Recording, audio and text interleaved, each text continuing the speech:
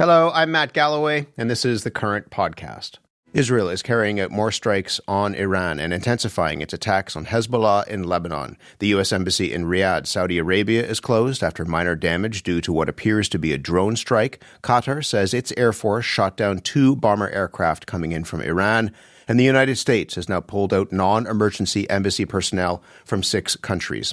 Following the death of Iran's supreme leader on Saturday, U.S. President Donald Trump says attacks on Iran will intensify and continue for at least the next 4 to 5 weeks, possibly, in a widening regional conflict that is creating instability throughout the Middle East. At least 787 people have been killed in Iran, according to the Iranian Red Crescent Society, and at least 52 people have been killed in Lebanon. Iran has retaliated by striking at least 10 Middle Eastern countries, also claiming lives and damaging infrastructure. 2 Amazon data centers were struck by some debris in the United Arab Emirates. Financial institutions say that their services were impacted by reported outages in the cloud. 11 people were killed in Israel, according to local officials, and 6 U.S. soldiers have now died. The CBC's senior international correspondent, Margaret Evans, is in Amman, Jordan. Margaret, good morning. Good morning, Matt. This is escalating rapidly. It's day 4 of this conflict. What is the latest from your perspective? Well, really, the most significant development this morning, and things are changing very rapidly, but it is this escalation, this spread of the conflict to rope in Hezbollah, the Shia proxy that exists in Lebanon. And if you'll remember, they've had a ceasefire with Israel over the past year, but Hezbollah had fired shots at Israel in retaliation for the death of Iran's supreme leader. We've seen Israel firing back, and now this morning saying that it has prepared, it is ordering ground troops to move in to take positions inside Lebanon in order to prevent, they say, Hezbollah from firing back at Israel. This, of course, is going to send a lot of fear and anxiety to people living on both sides of that border. But for Lebanon, of course, occupied in the past by Israel, people are going to be very worried about that possibility in the fact that, that ground troops, boots on the ground, are being ordered by Israel. Right now, we don't have any information confirming any sort of large incursion at this point, but certainly they've been positioned along the border there in any case. And it certainly is, it's an escalation, a spreading of this conflict, the epicenter of which exists in Iran and the Israeli-American attacks there. What about where you are in Jordan? I mentioned that Middle Eastern countries, at least 10 of them, have been struck by Iran. And what are you seeing where you are?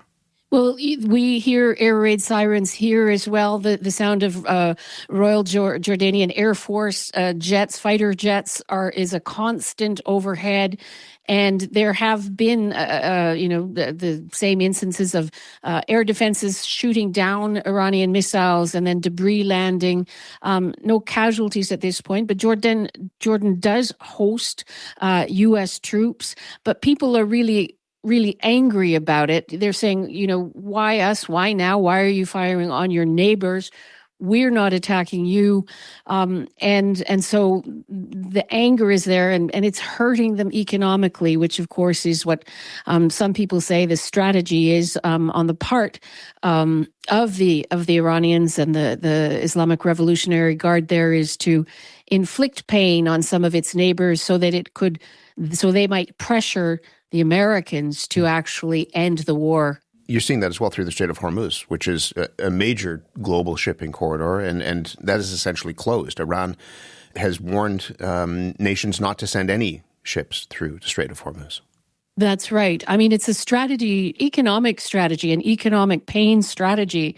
Of course, unfortunately, it's a strategy that also costs human lives. But those are the kinds of tactics that it's taking right now. And it, the regime, the Iranian regime, has issued all sorts of please don't take this personally. We're only attacking you because you host those military bases. But of course, we've seen the impact, especially in the Gulf countries, of some of these attacks hitting civilian and commercial infrastructure. Donald Trump said on the weekend that these attacks, that this military effort was an opportunity for Iranians to take back their government, to get out on the streets and take control of their country. There were these enormous protests in Iran at the beginning of this year, followed by a very severe crackdown by Iranian officials. And you spoke with people during those protests, but you were also in Iran last May.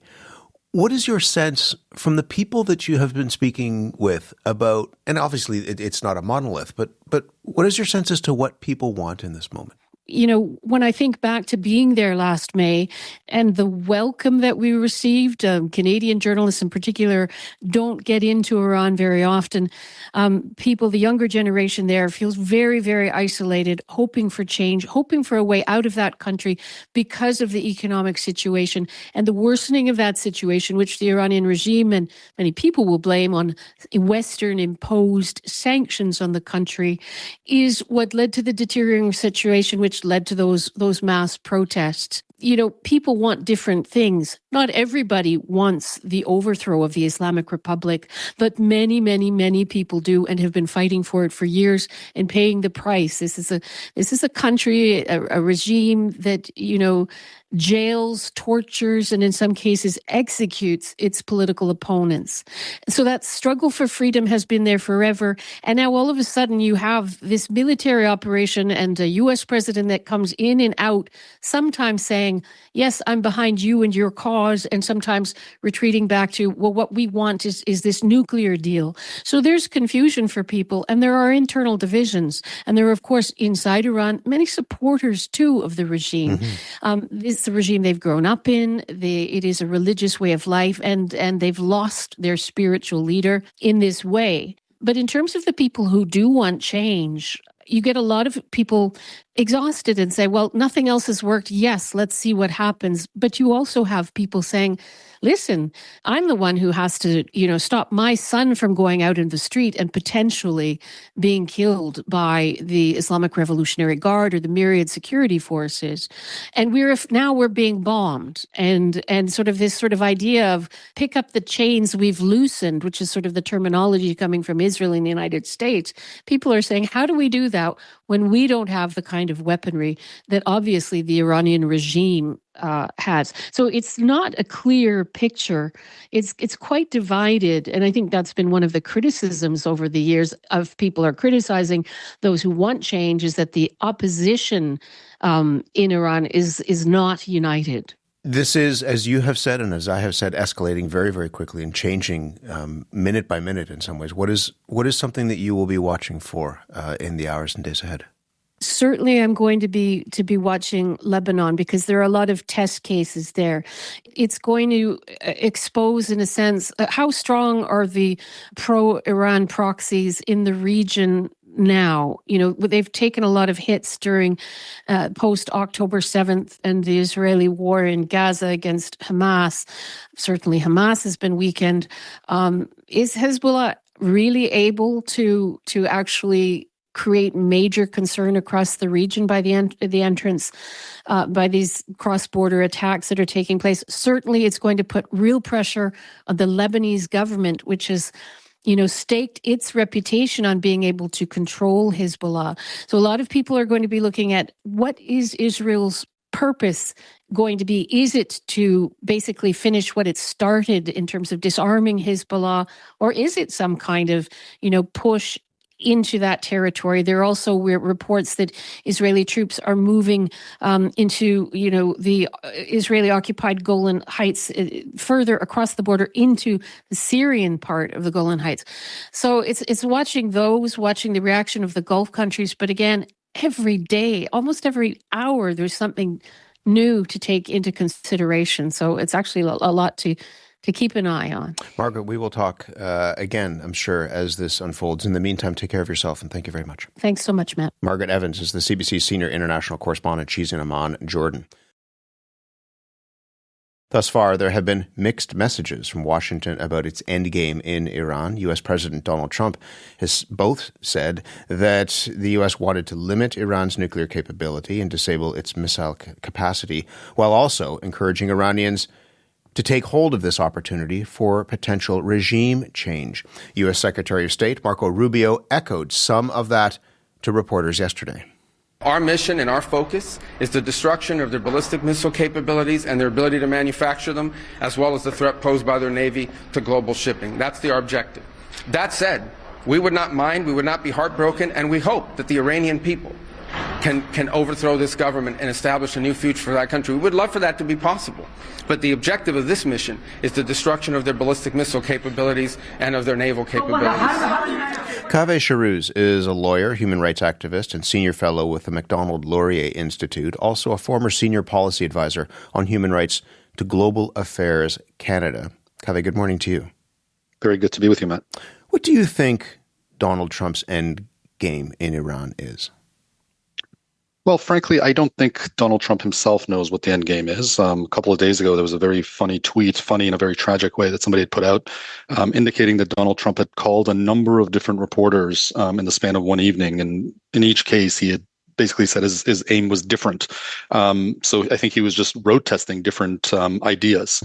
But I think to the extent that the United States has a coherent position, it's to get rid of Iran's nuclear weapons and ballistic missiles, to prevent Iran from being able to create the kind of terror that it did on October 7th and, prevent it from continuing to threaten Israel and other countries in the region. I think Marco Rubio's point, the segment that you just played, was right. I mean, if it so happens that Iranians overthrow this regime, all the better. But I don't think that's necessarily, a key objective. I think if some faction of Iran's regime was to make an offer to the United States that Trump could live with, I suspect they would take it. Is your sense, and I want to come back to that offer, but is your sense, Donald Trump has talked about this, and he talked about it on the weekend, saying this is the opportunity for the people of Iran to take to the streets. This is your chance to seize your country. Do the people of Iran have the means to do that? The people of Iran, unfortunately, by themselves do not have the means to do that. They really tried over several years, over several decades, frankly, but we saw the most stark illustration of that in early January when they rose up in record numbers. And they did not mince words. They wanted this regime gone.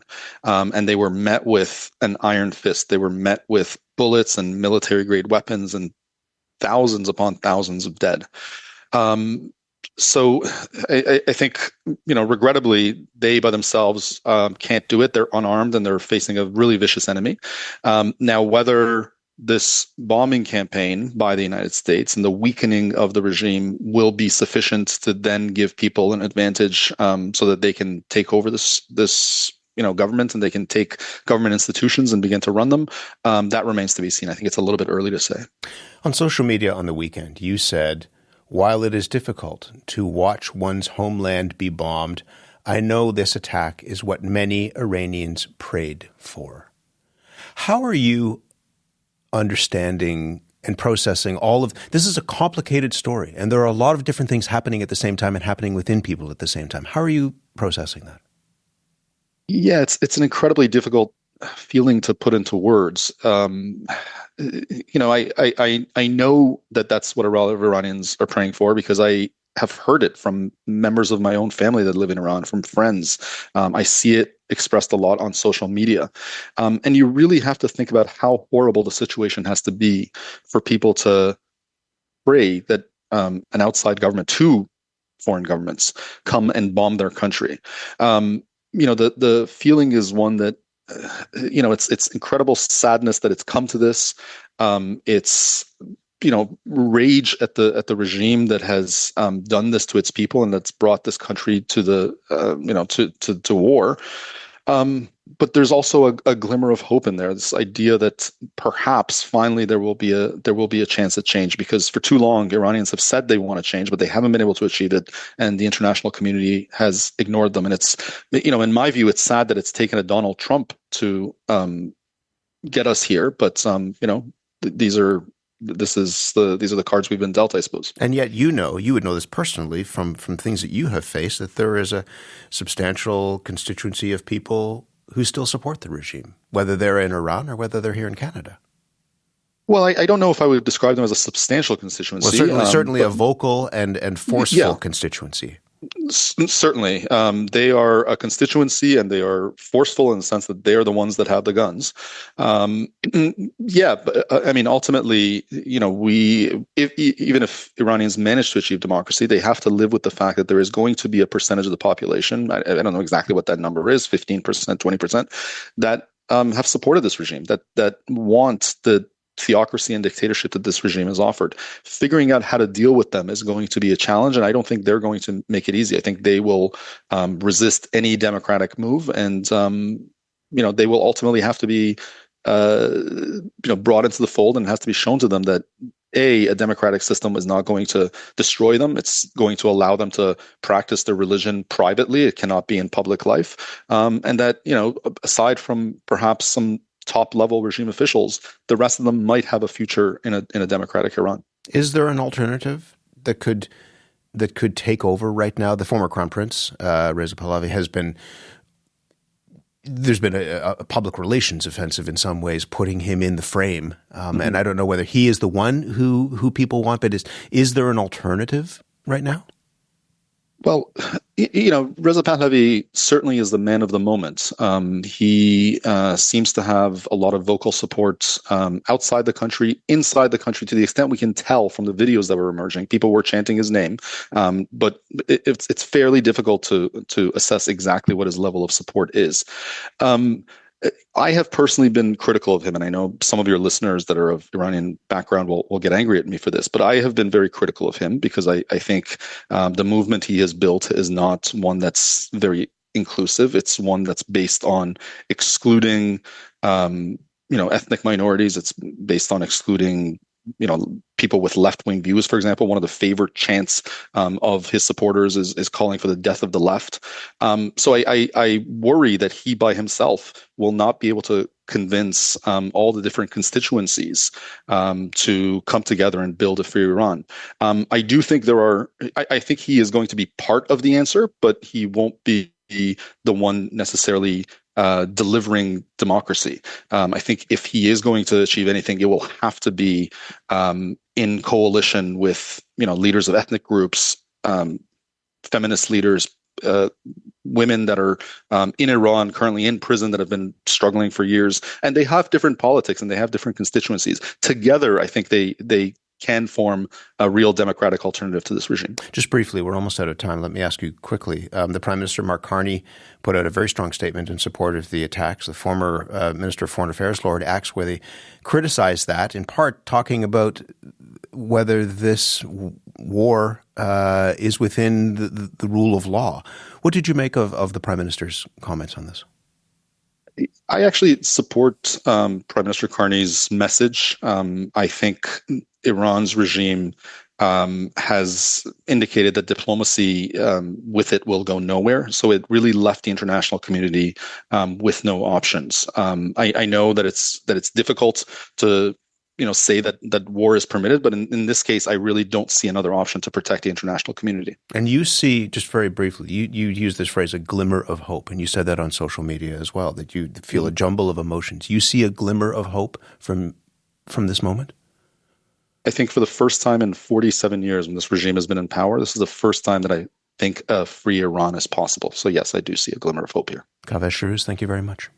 My pleasure. Kaveh Shahrooz is a lawyer, human rights activist, and senior fellow with the Macdonald Laurier Institute, giving his perspective on this story from Toronto.